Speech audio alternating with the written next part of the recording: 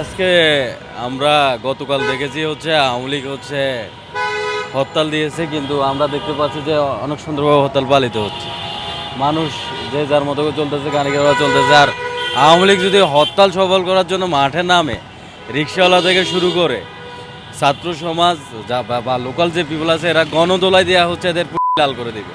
Direct কথা হচ্ছে এটা, এরা রাস্তায় তো নামতেই পারবে না। ইভেন হচ্ছে এরা দিনের আলোতে আসুক, শুধু আসুক।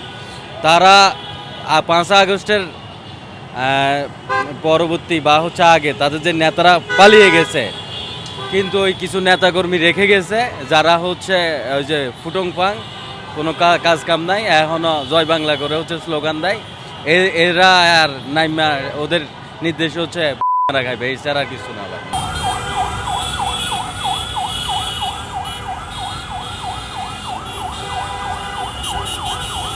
না না, আমি আজকে ঢাকায় আসছি।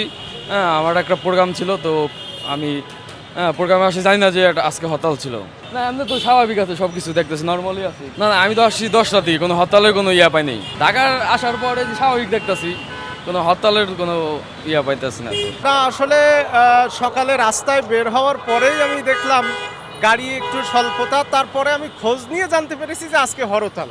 এর বেশি আসলে কিছু জানার ছিল না বা জানতামও না। আমি তো মোটামুটি বাইতুল মোকাররম থেকে কিছুক্ষণ আগে এই কারওয়ান বাজারে এসেছি। এর ভিতরে শাহবাগ মোড় বলেন, তারপর নাভানা স্কোয়ার, জহুরা মোটরসের সামনে যে পরিমাণ গাড়ির চাপ দেখলাম, তো আসলে হরতাল বলে কার্যত তেমন কিছু মনে হচ্ছে না।